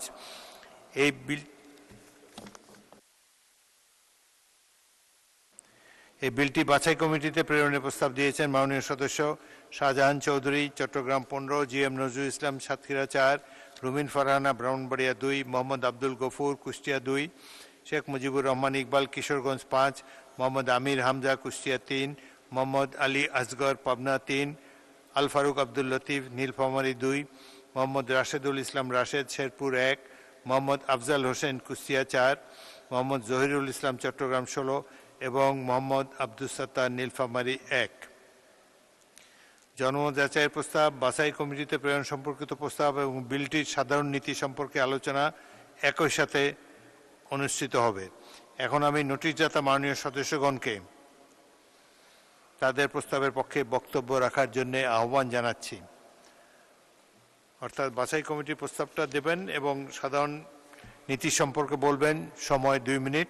প্রথমে আহ্বান জানাচ্ছি জনাব শাহজাহান চৌধুরী, চট্টগ্রাম 15। 2 মিনিট। মাননীয় স্পিকার, আপনাকে অসংখ্য ধন্যবাদ। Public examination opens amendment bill 2026 এটা আসলে অত্যন্ত একটা সুন্দর বিল। আমাদের মাননীয় মন্ত্রী ডক্টর এহসানুল হক সাহেব, মাননীয় মন্ত্রী মহোদয়, 4 দলীয় জোটের আমলে যখন বিশেষ করে তৎকালীন সময়ে নকলের উৎসব হতো, প্রশ্নপত্র ফাঁস হতো এবং পরীক্ষা কেন্দ্রে একটা হসপস অবস্থা হতো, তখনকার দিনে উনি অত্যন্ত বলিষ্ঠ পদক্ষেপ গ্রহণ করে, তখন উনি স্টেট মিনিস্টার ছিলেন, তখন শিক্ষামন্ত্রী ছিলেন ডক্টর উসমান ফারুক, তৎকালীন মন্ত্রী মহোদয়। তখন উনি নকল প্রতিরোধ করেই সারা বাংলাদেশে নকলবিহীন পরীক্ষার নজির স্থাপন করেছিলেন 4 দলীয় জোটের আমলে, যখন মাননীয় প্রধানমন্ত্রী বেগম খালেদা জিয়া ছিলেন। আজকে উনি বিলটা এনেছেন, এটার সাথে সম্পর্ক হলো স্টুডেন্ট যারা প্রশ্ন করেন তারা, আর যারা প্রেসে থাকেন তারা, আর পরীক্ষার হলে যারা ডিউটি করেন ওনারা। এরপরে হচ্ছে পাবলিক যারা পরীক্ষার কেন্দ্রে এসে উপস্থিত হয়ে 144 কে অমান্য করে একটা হসপস অবস্থার সৃষ্টি করেন ওনারা। তো আজকে এই বিলটাতে উনি এই সব কিছুকে কভার করেছেন, কিন্তু শাস্তি যেটা দিয়েছেন আর স্টুডেন্টদের উপরে উনি যেটা শাস্তির বিধান করেছেন, কিন্তু যারা পরীক্ষার হলে থাকবেন আর প্রশ্নপত্র যারা আউট করবে এবং তাদের শাস্তির ব্যাপারে আমি যতটুকু পড়ে দেখেছি, যদি আমার ভুল না হয় মাননীয় মন্ত্রী, আমি টোটাল পড়ে দেখেছি ইংরেজিতে যেটা আপনি করেছেন, এইখানে আপনি নন বেলেবল সেকশন করেছেন আর 5 ইয়ার্স শাস্তির ব্যবস্থা করেছেন, কিন্তু এটা স্টুডেন্টদের ব্যাপারে করেছেন। বাট যারা পরীক্ষার হলে থাকবে আর যারা 144 অর্থাৎ আমাদের পরীক্ষার সীমা। মাননীয় সদস্য জি এম নজরুল ইসলাম, সাতক্ষীরা 4, সময় 2 মিনিট। মাননীয় স্পিকার, আপনাকে ধন্যবাদ। আমাদের মাননীয় মন্ত্রী মহোদয় public examinations opens amendment bill 2026 এই সংসদে উপস্থাপন করেছেন। আমরা বিলটা মোটামুটি তার বিভিন্ন দিক পর্যালোচনা করে আমরা লক্ষ্য করেছি বিলটা অবশ্যই ভালো। দেশে শিক্ষা ব্যবস্থাকে সুন্দরভাবে ত্বরান্বিত করার জন্যে এরকম একটা বিলের প্রয়োজন ছিল। কিন্তু এখানে মাননীয় স্পিকার, আমাদের মাননীয় এমপি শাহজাহান চৌধুরী সাহেব বলেছেন যে অপরাধটা কারা করে, প্রশ্নপত্র কারা ফাঁস করে, পরীক্ষার খাতা রেজাল্ট টেম্পারিংয়ের পেছনে কারা দায়ী। আসলে যারা দায়ী তারা তো বড় অপরাধী, আর সেটাকে যখন ছাত্রছাত্রীরা তাদের পরীক্ষার খাতায় লিখতে যে কিছু অপরাধ করে বসে, সে অপরাধের পিছনে এখানে আইনের বেশ কঠোরতা অবলম্বন করা হয়েছে বলে এখানে বোঝা যাচ্ছে। তা আমি মনে করি যে রাঘব বোয়ালদেরকে মানে ধরাছোঁয়ার বাইরে না রেখে ছাত্র শিক্ষার্থীদেরকে যে শাস্তি বিধান করা হয়েছে, এটা একটু সুযোগ সহজ করা যায় কিনা। নন বেলেবল কিছু সেকশনও দেওয়া হয়েছে, এটাও একটু কঠিন বলে মনে হয়। তা আমার মনে হয় এদিকটাকে সামনে রেখে বিলটা যেহেতু শিক্ষার জন্য ভালো, সেজন্যে সংশোধিত আকারে করা যায় কিনা এ বিষয়ে আমি মাননীয় মন্ত্রীর দৃষ্টি আকর্ষণ করছি। পরবর্তী বক্তা রুমিন ফারহানা। জনাব মাননীয় সদস্য আব্দুল গফুর, কুষ্টিয়া 2 মিনিট। মাননীয় স্পিকার, আপনাকে ধন্যবাদ। মাননীয় মন্ত্রী, public examination opens amendment bill 2026 যে বিলটা এনেছেন অত্যন্ত গুরুত্বপূর্ণ এবং প্রয়োজন। মাননীয় স্পিকার, পরীক্ষায় অশুদ্ধভাবে প্রশ্ন ফাঁস, জালিয়াতি, অনিয়ম রোধ করা রাষ্ট্রের একটি দায়িত্ব। একটি মেধাভিত্তিক সমাজ গঠনের জন্য কঠোর আইন অবশ্যই প্রয়োজন, কিন্তু শুধু কঠোর আইন প্রণয়ন করলেই সমস্যার সমাধান হবে এমনটা ভাবার সুযোগ নেই। মাননীয় স্পিকার, এই আইনটি 1980 সালের আইন সংশোধন করে দেখেছে, এর মধ্যে 1 থেকে 14 নম্বর ধারার 12টি ধারার পরিবর্তন আনা হয়েছে। এখানে শাস্তি বৃদ্ধি, অপরাধের পরিধি সম্প্রসারণ এবং তদন্ত ও বিচার প্রক্রিয়াকে আরও কার্যকর করার উদ্যোগ দেখা যায়। মাননীয় স্পিকার, আমরা নীতিগতভাবে পরীক্ষার স্বচ্ছতা নিশ্চিত করার উদ্যোগকে সমর্থন করি, তবে একটি বিষয়ে সরকারের দৃষ্টি আকর্ষণ করতে চাই। মাননীয় স্পিকার, প্রথমত প্রশ্নপত্রের মূল হোতাদের বিরুদ্ধে অতীতে কতজনের দৃষ্টান্তমূলক শাস্তি হয়েছে সেই প্রশ্ন আজও রয়ে গেছে। মাননীয় স্পিকার, আইনের কঠোর হয়েছে কিন্তু বাস্তবায়ন দুর্বল হলে আইনের কার্যকারিতা প্রশ্নবিদ্ধ থেকে যায়। মাননীয় স্পিকার, দ্বিতীয়ত ডিজিটাল প্রযুক্তির মাধ্যমে সংগঠিত অপরাধ প্রতিরোধে সংশ্লিষ্ট কর্মকর্তা, প্রযুক্তিগত সক্ষমতা এবং ফরেনসিক তদন্তের ব্যবস্থা আরও শক্তিশালী করা প্রয়োজন। শুধু শাস্তির বিধান বাড়িয়ে প্রযুক্তি নির্ভর অপরাধ দমন করা সম্ভব নয়। মাননীয় স্পিকার, এজন্য আমাদেরকে একটি দেখতে হবে আইনের প্রয়োগের ক্ষেত্রে যেন। ধন্যবাদ মাননীয় সদস্য। এখন থেকে সকল সদস্যই 2 মিনিট করে বলবেন। পরবর্তী বক্তা শেখ মুজিবুর রহমান ইকবাল, কিশোরগঞ্জ 5। ধন্যবাদ মাননীয় স্পিকার। গত 28শে জুন তারিখে আমাদের সুযোগ্য শিক্ষামন্ত্রী পাবলিক অ্যামেন্ডমেন্ট অফেন্স আইন 2026 এই মহান সংসদে উত্থাপন করেন। দেশের পাবলিক পরীক্ষাসমূহ নকল প্রশ্নপত্র ফাঁস, সনদপত্র বিভিন্ন ধরনের অনিয়মের প্রতিরোধে দীর্ঘ 45 বছর পর 45 বছরের পুরনো আইন পরিবর্তন করে উনি সংসদে এটা উত্থাপন করেছেন। এটা অত্যন্ত জরুরি একটি বিষয়। আমি আশা করি এটা সংসদে পাশ হবে। আমি আমাদের শিক্ষামন্ত্রীকে এই একটি আইন সংসদে উত্থাপনের জন্য ধন্যবাদ জানাচ্ছি। এই বিলটি বাছাই কমিটিতে প্রেরণ করা হোক। মাননীয় স্পিকার, বিগত আওয়ামী লীগের আমলে শিক্ষা ব্যবস্থায় এতই অধঃপতন ঘটিয়েছেন, আত্মীয়করণ করে বিভিন্ন জায়গায় অযোগ্য ব্যক্তিকে বসিয়ে শিক্ষা ব্যবস্থাকে পঙ্গু করে দিয়েছে। দেশের এই পরীক্ষা প্রশ্নপত্র পাশ করার ক্ষেত্রে আমরা অভ্যাসের দাস। সবাই আশা করে থাকতো প্রশ্নপত্র পাওয়া যাবে, লেখাপড়া করার দরকার নাই। প্রত্যেক পরীক্ষার আগে দেখা গেছে বাজারে প্রশ্নপত্র বিক্রি হয়েছে। অতএব আমাদের শিক্ষামন্ত্রী যে আইনটি সংসদে উত্থাপিত করেছে এটা অত্যন্ত জরুরি এবং এই আইনের ক্ষেত্রে পরীক্ষাপত্রে যদি ডাটাবেস, বিভিন্ন মোবাইল ফোন এইসব প্রতিরোধ করবে যে আইন সংশোধনী আছে এটা অত্যন্ত জরুরি।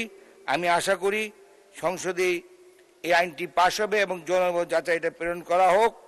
এবং আমি শিক্ষামন্ত্রীকে ধন্যবাদ জানাই এই আইনটি সংসদে উত্থাপন করার জন্য। ধন্যবাদ মাননীয় স্পিকার। মাননীয় সদস্য মোহাম্মদ কামরুল হাসান, ময়মনসিংহ 6। আসসালামু আলাইকুম।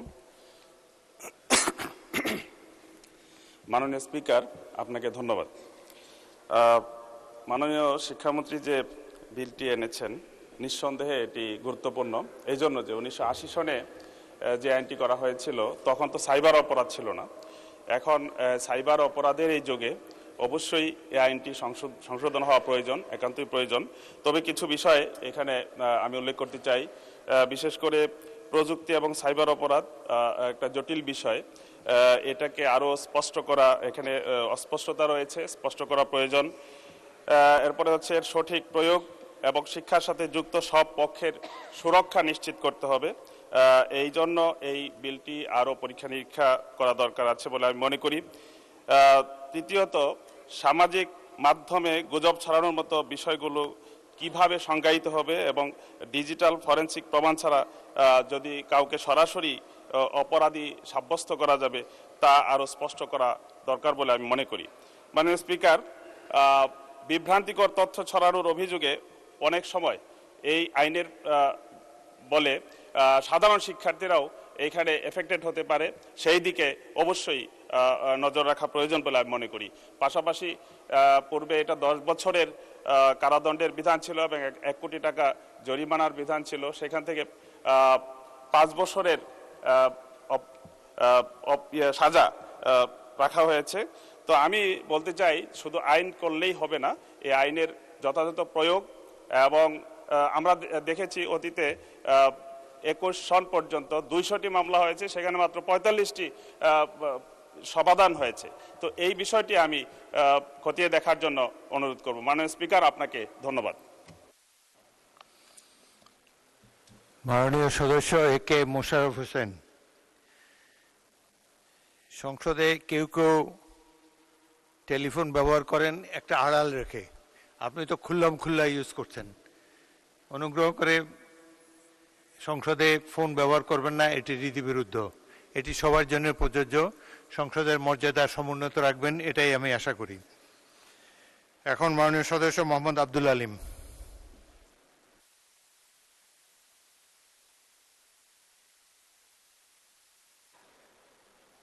মাননীয় স্পিকার, আপনাকে ধন্যবাদ। Public examinations offences amendment bill 2026 উত্থাপন করার জন্য মাননীয় মন্ত্রী মহোদয়কে আন্তরিক ধন্যবাদ জানাচ্ছি। বিলটি অত্যন্ত গুরুত্বপূর্ণ।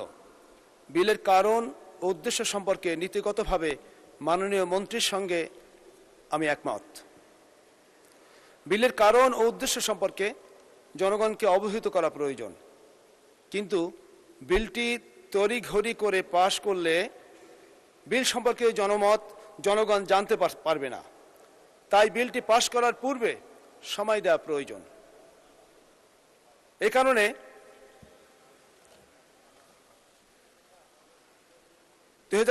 খ্রিস্টাব্দের 20 সেপ্টেম্বর তারিখের মধ্যে জনমত যাচাইয়ের জন্য বিলটি প্রচার করা হোক।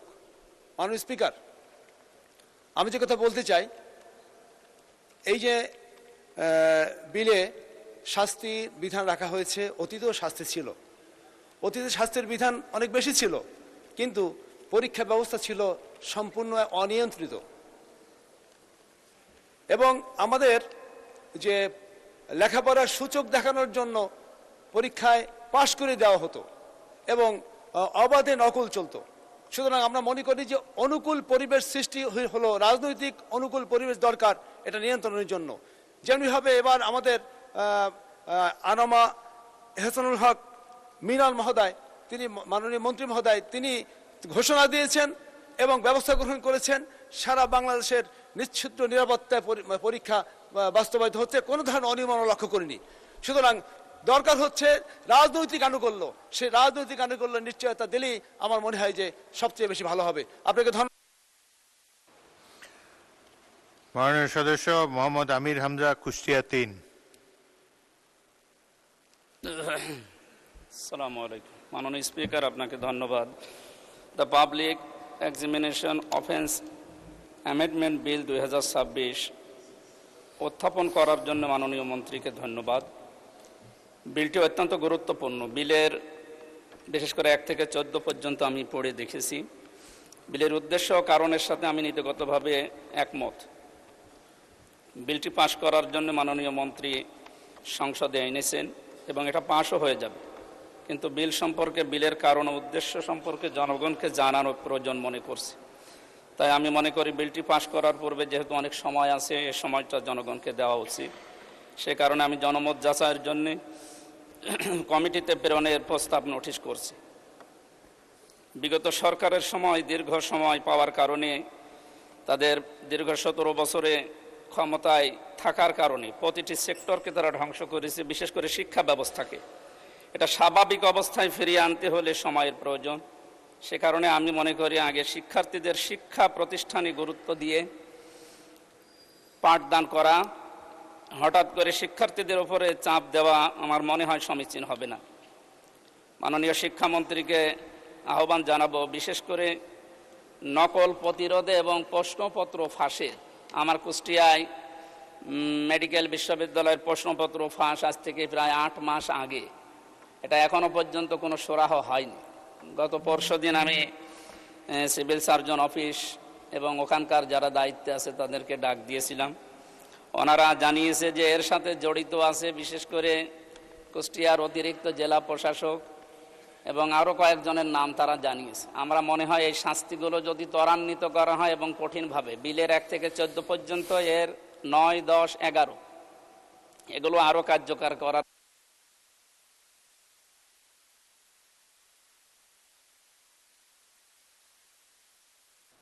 মাননীয় সদস্য মোহাম্মদ আলী আসগর, পাবনা 3। বিসমিল্লাহির রহমানির রহিম। আসসালামু আলাইকুম রহমতুল্লাহ। মাননীয় স্পিকার, আপনাকে ধন্যবাদ। আমি মোহাম্মদ আলী আসকার, পাবনা 3 প্রস্তাব করিতেছি যে 2026 খ্রিস্টাব্দের 20 সেপ্টেম্বর তারিখের মধ্যে জনমত যাচাইয়ের জন্য বিলটি প্রচার করা হোক।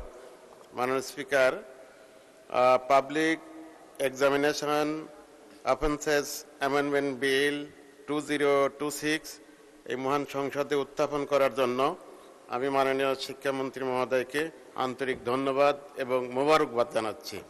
মাননীয় স্পিকার, বিলটি অত্যন্ত গুরুত্বপূর্ণ। বিলের উদ্দেশ্য এবং কারণ অত্যন্ত ইতিবাচক।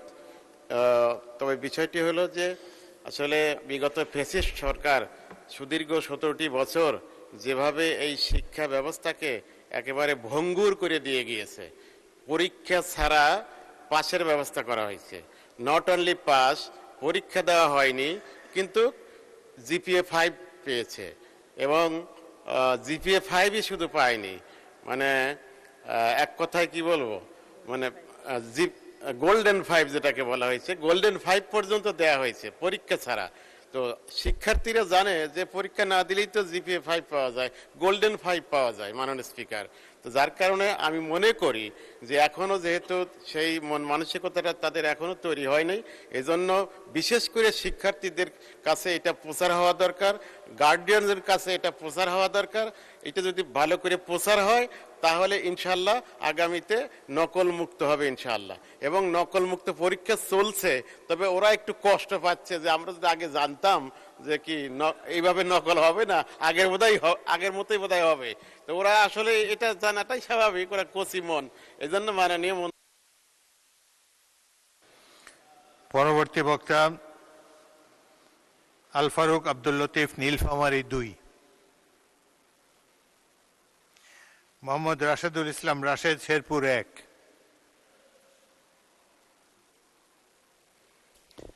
মাননীয় স্পিকার, আপনাকে ধন্যবাদ।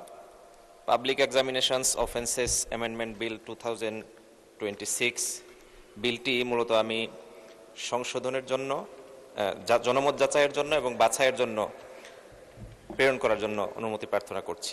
মাননীয় স্পিকার, এখানে শুরুতেই আমার কাছে মনে হয়েছে যে বিলটি কি প্রিভেন্টিভ নাকি কিউরেটিভ, এই বিষয়টি ক্লিয়ার করাটা অত্যন্ত জরুরি ছিল।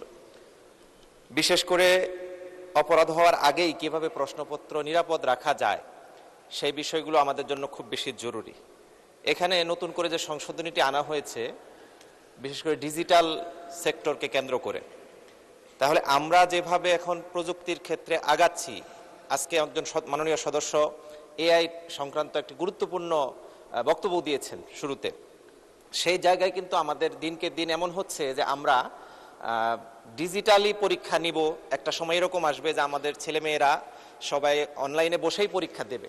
সেই জায়গাগুলো আমরা কিভাবে বাস্তবায়ন করব, অর্থাৎ এনক্রিপ্টেড ডিজিটাল প্রশ্নপত্র ব্যবস্থা কি করে আমরা বাস্তবায়ন করব, মাল্টি ফ্যাক্টর অ্যাক্সেস কিভাবে নিশ্চিত করব, প্রশ্নপত্রের ডিজিটাল ট্র্যাকিং বা ওয়াটারমার্ক নিরাপত্তা অডিট কিভাবে হবে, এই বিষয়গুলো আমাদের জন্য খুব জরুরি হয়ে পড়েছে। পাশাপাশি এখানে আইনের সীমা পরিসীমা, বিচার ব্যবস্থা যেটা রাখা হয়েছে, শাস্তির বিধান, সেটা বাস্তবায়নের সময়সীমাটা নির্ধারণ করে দেওয়া হয়নি আইনে। পরীক্ষা গ্রহণকারী প্রতিষ্ঠানের জবাবদিহিতা কি, সেই বিষয়টিও এখানে আমার কাছে মনে হচ্ছে যে আরও বেশি স্পেসিফাই হওয়াটা জরুরি।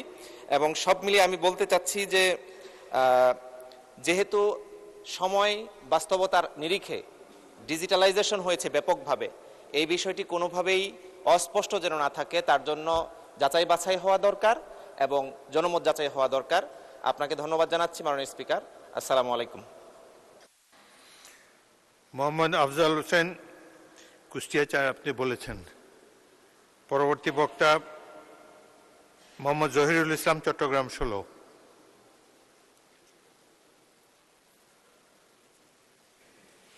মাননীয় স্পিকার, আপনাকে ধন্যবাদ।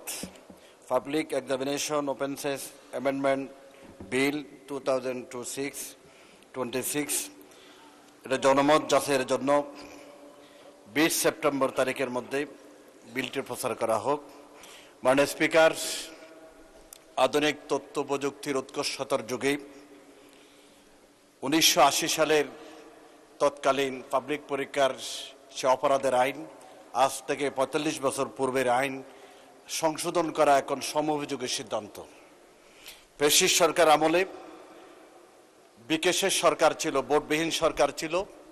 এদেশের শিক্ষা ব্যবস্থাকে ধ্বংস করে দিয়ে, অটো পাস দিয়ে, নকল অ্যাভেলেবেল করে এদেশের শিক্ষা ব্যবস্থা, শিক্ষক সমাজকে কলঙ্কিত করেছে। সেজন্য আজকের মাননীয় শিক্ষামন্ত্রী মহোদয় আমাদের প্রযুক্তি ব্যবহার করে প্রশ্নপত্র ফাঁস, তার সাথে সম্পৃক্ত নকল সনদ, জাল সনদ থেকে শুরু করে ডিজিটাল সিস্টেম ইউজ করে যারা এই সমস্ত অপরাধ সংগঠন করে তাদের জন্য 5 বছর কারাদণ্ড এবং জরিমানা শুদ্ধ যে আইন করা হয়েছে, এটা অত্যন্ত উপযোগী, অত্যন্ত গুরুত্বপূর্ণ। তবে এই দীর্ঘ পিরিয়ডের পর যেহেতু নতুনভাবে এই আমাদের আইনটি সংশোধন করা দরকার, এটা জনমত যাচাইয়ের জন্য, আরও পরীক্ষা নিরীক্ষা করার জন্য, আরও সুচারুরূপে গৃহীত হওয়ার জন্য, মাস পিপলের কাছে পূর্ণাঙ্গভাবে প্রসারিত হওয়ার জন্য, এদেশের ছাত্র সমাজ সর্বোচ্চ সতর্ক হওয়ার জন্য, গার্ডিয়ান এবং শিক্ষক পিটিএ সহ সকলে যাতে সচেতন হয়, এটা জনমত জরিপের জন্য আরো কিছু আমার মনে হয় সময় দিলেই এটা এই বিলটি প্রসারের জন্য অত্যন্ত উপযোগী হবে। মাননীয় স্পিকার, আপনাকে ধন্যবাদ। মাননীয় সদস্য মোহাম্মদ আব্দুল সাত্তার, নীলফামারী 1।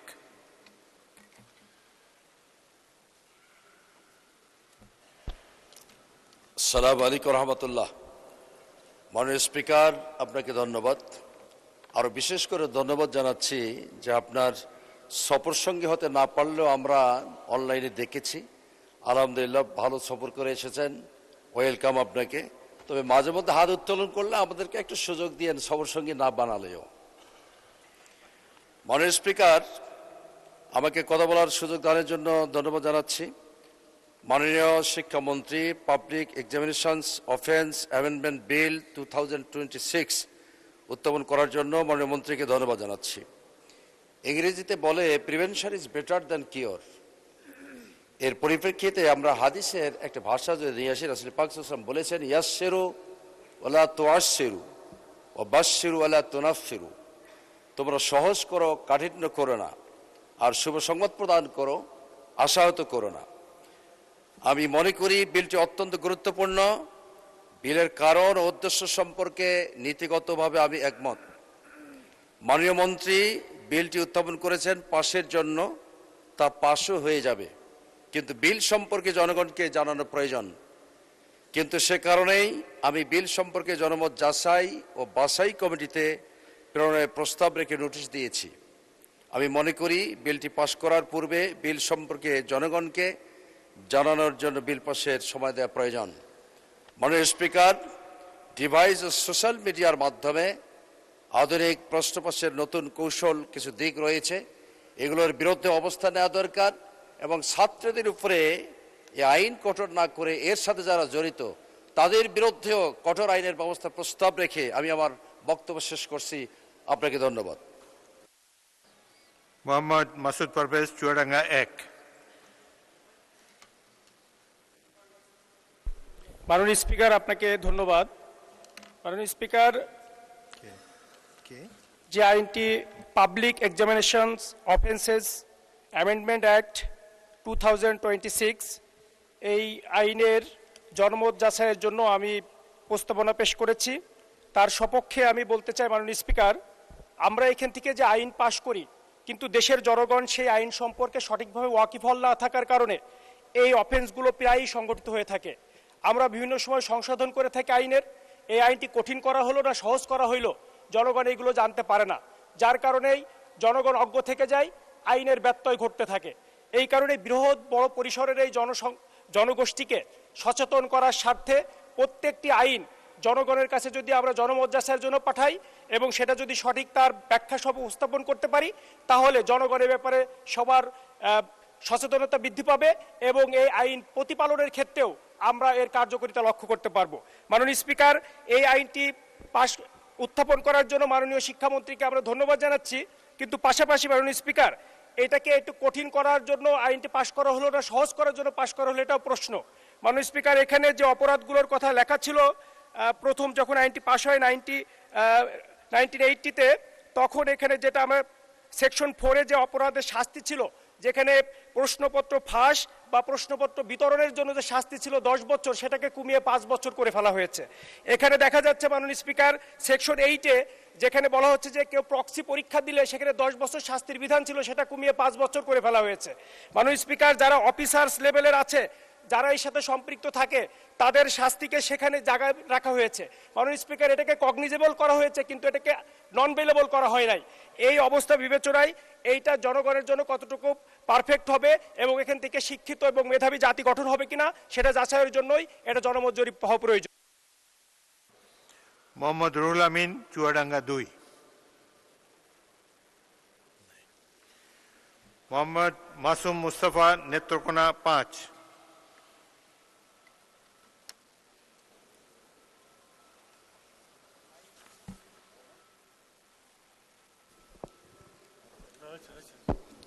মাননীয় স্পিকার, আপনাকে ধন্যবাদ।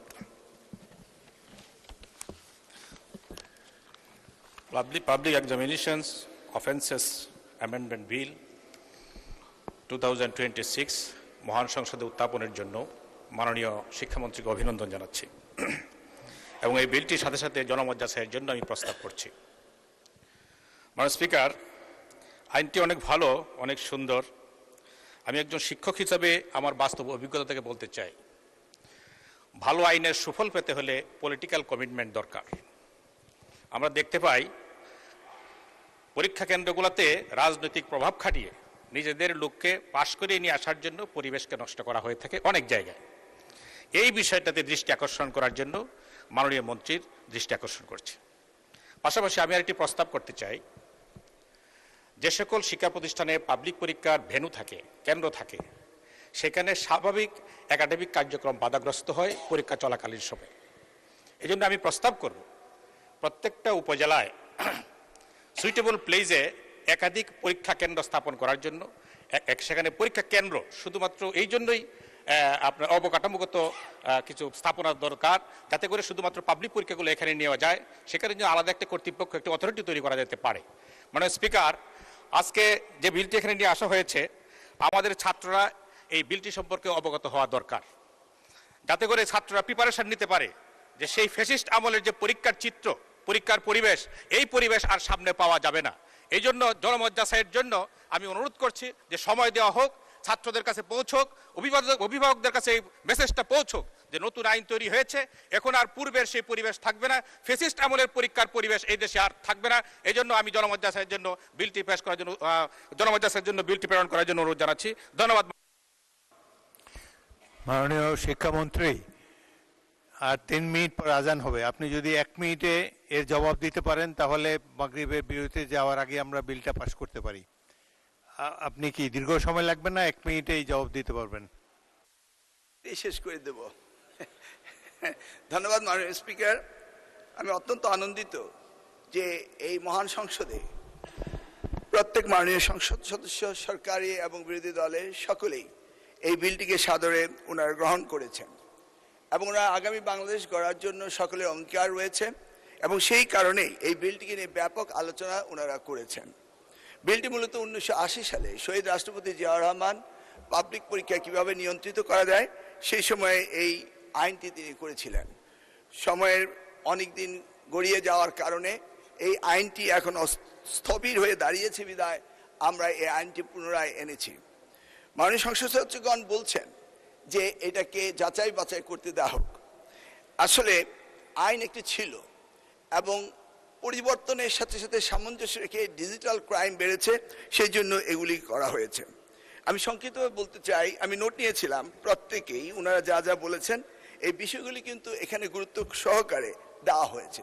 তবে 10 বছর সাজা 5 বছর কমিয়ে আনা হয়েছে, সেটা সত্য, বাট বাকি সবগুলোই আপনাদের প্রত্যেকটি পয়েন্ট এখানে উল্লেখ করা হয়েছে। আন্ডার এজ জুবিনাইল হলে যেটা হয় সেটাও করা হয়েছে।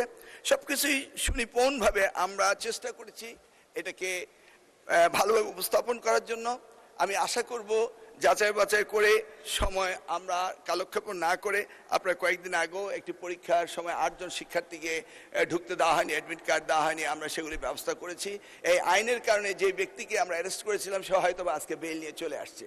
এই আইনটি যদি আজকে পাস করা হয়, আগামীকাল থেকে এই আইনটি স্টিপুলেট করা হবে এবং আশা করছি এই যাচাই বাছাই ছাড়াই মাননীয় স্পিকার আপনি আজকে এই বিলটি অর্থাৎ পাবলিক এক্সামিনেশন অফেন্স অ্যাক্ট 1980 অধিকতর সংশোধন কল্পে আনিত বিলটি পাবলিক এক্সামিনেশন অফেন্সের অ্যামেন্ডমেন্ট বিল 2026 পাস করা হোক। মাননীয় স্পিকার আপনাকে অশেষ ধন্যবাদ। ধন্যবাদ মাননীয় সদস্যবৃন্দ। আমি এখন বিলটির উপর জনমত যাচাইয়ের প্রস্তাবগুলো ভোটে দেব। সংসদের সামনে প্রশ্ন হচ্ছে বিলটির উপর জনমত যাচাইয়ের জন্য মাননীয় সদস্যগণ যে প্রস্তাব দিয়েছেন তা গ্রহণ করা হোক। যারা এই প্রস্তাবের পক্ষে আছেন তারা হ্যাঁ বলুন, যারা এই প্রস্তাবের বিপক্ষে আছেন তারা না বলুন। আমার মনে হয় না জয়যুক্ত হয়েছে, না জয়যুক্ত হয়েছে, না যুক্ত হয়েছে। অতএব বিলটির উপর জনমত যাচাইয়ের প্রস্তাবগুলো নাকচ হলো। মাননীয় সদস্যবৃন্দ, আমি বিলটি বাছাই কমিটিতে প্রেরণের প্রস্তাবগুলো ভোটে দেব। সংসদের সামনে প্রশ্ন হচ্ছে বিলটি বাছাই কমিটিতে প্রেরণের জন্য মাননীয় সদস্যগণ যে প্রস্তাব দিয়েছেন তা গ্রহণ করা হোক। যারা এই প্রস্তাবের পক্ষে আছেন তারা হ্যাঁ বলুন, যারা এই প্রস্তাবের বিপক্ষে আছেন তারা না বলুন। আমার মনে হয় না জয়যুক্ত হয়েছে, না জয়যুক্ত হয়েছে, না জয়যুক্ত হয়েছে। অতএব বিলটি বাছাই কমিটির প্রেরণের প্রস্তাবগুলো নাকচ হলো। সংসদের সামনে প্রশ্ন হচ্ছে স্থায়ী কমিটি কর্তৃক সুপারিশকৃত আকারে public examination offences amendment bill 2026 অবিলম্বে বিবেচনার জন্য গ্রহণ করা হোক। যারা এই প্রস্তাবের পক্ষে আছেন তারা হ্যাঁ বলুন, যারা এই প্রস্তাবের বিপক্ষে আছেন তারা না বলুন। আমার মনে হয় হ্যাঁ জয়যুক্ত হয়েছে, হ্যাঁ জয়যুক্ত হয়েছে, হ্যাঁ জয়যুক্ত হয়েছে। অতএব স্থায়ী কমিটি কর্তৃক সুপারিশকৃত আকারে public examination offences amendment bill 2026 অবিলম্বে বিবেচনার জন্য গৃহীত হলো। মাননীয় সদস্যবৃন্দ, বিলটির উপর দফাওয়ারি কোনো সংশোধনী নেই। আমি এখন বিলের দফাগুলো সংসদের সামনে পেশ করছি। সংসদের সামনে প্রশ্ন হচ্ছে বিলের দফা 2, 3, 4, 5, 6, 7, 8, 9, 10, 11, 12, 13 এই বিলের অংশ হিসেবে গ্রহণ করা হোক। যারা এই প্রস্তাবের পক্ষে আছেন তারা হ্যাঁ বলুন, যারা এই প্রস্তাবের বিপক্ষে আছেন তারা না বলুন। আমার মনে হয় হ্যাঁ জয়যুক্ত হয়েছে, হ্যাঁ জয়যুক্ত হয়েছে, হ্যাঁ জয়যুক্ত হয়েছে। অতএব বিলের দফা 2, 3, 4, 5, 6, 7, 8, 9, 10, 11, 12, 13 এই বিলের অংশ হিসেবে গৃহীত হলো। সংসদের সামনে প্রশ্ন হচ্ছে বিলের এক দফা প্রস্তাবনা, প্রবর্তন এবং শিরোনাম এই বিলের অংশ হিসেবে গ্রহণ করা হোক। যারা এই প্রস্তাবের পক্ষে আছেন তারা হ্যাঁ বলুন, যারা এই প্রস্তাবের বিপক্ষে আছেন তারা না বলুন। আমার মনে হয় হ্যাঁ জয়যুক্ত হয়েছে, হ্যাঁ জয়যুক্ত হয়েছে, হ্যাঁ জয়যুক্ত হয়েছে। অতএব বিলের এক দফা প্রস্তাবনা, প্রবর্তন এবং শিরোনাম এই বিলের অংশ হিসেবে গৃহীত হলো। মাননীয় শিক্ষামন্ত্রী আনম এহসানুল হক মিলন, আপনি বিলটি প্রস্তাব করার পাশ উত্থাপন করতে পারেন। মাননীয় স্পিকার, আমি ডক্টর আনম এহসানুল হক মিলন, শিক্ষামন্ত্রী, এই আনিত bill public examination offences amendment bill 2026 এই মহান সংসদে পাশ করা হোক। মাননীয় স্যার, আমি আপনাকে অশেষ ধন্যবাদ। সংসদের সামনে প্রশ্ন হচ্ছে স্থায়ী কমিটি কর্তৃক সুপারিশকৃত আকারে public examination offences amendment bill 2026 পাশ করা হোক। যারা এই প্রস্তাবের পক্ষে আছেন হ্যাঁ বলুন, যারা এই প্রস্তাবের বিপক্ষে আছেন তারা না বলুন। আমার মনে হয় হ্যাঁ জয়যুক্ত হয়েছে, হ্যাঁ জয়যুক্ত হয়েছে, হ্যাঁ জয়যুক্ত হয়েছে। অতএব স্থায়ী কমিটি কর্তৃক সুপারিশকৃত আকারে public examination offences amendment bill 2026 পাশ হলো।